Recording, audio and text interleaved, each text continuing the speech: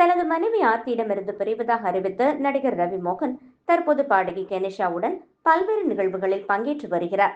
சமீப காலமாக இருவரும் ஒன்றாக அதிக நேரம் செலவிடுவதால் அவர்களின் உறவு குறித்த வதந்திகளும் அதிகரித்துள்ளன. இந்த நிலையில் கெனிஷா சமீபத்தில் தனது ஆண்டம் இட்னம் பாடலுக்கான இசை வீடியோவில் பங்கேற்க இலங்கைக்கு பயணம் செய்தார்.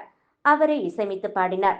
நிகழ்வின் போது எடுக்கப்பட்ட வீடியோக்களை தனது இன்ஸ்டாகிராம் பக்கத்தில் பகிர்ந்துள்ளார். கெனிஷாவுடன் நடிகர் ரவி மோகனும் இலங்கைக்கு பயணம் செய்தார். இருவரும் இலங்கை வெளியுறவு அமைச்சர் பிஜித ஹராத்தை நேரில் சந்தித்து பேசினர். உரையாடலின் போது எடுக்கப்பட்ட புகைப்படங்களும் இணையத்தில் பரவி வருகின்றன.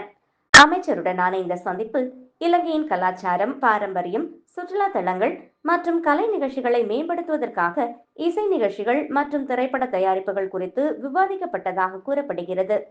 இந்த நிலையில் ரவி மோகனுக்கும் கெனிஷாவுக்கும் இடையே வளர்ந்து வரும் நெருக்கம் குறித்து கோலிவுட் வட்டாரங்களில் கிசுகிசுக்க தொடங்கியுள்ளது.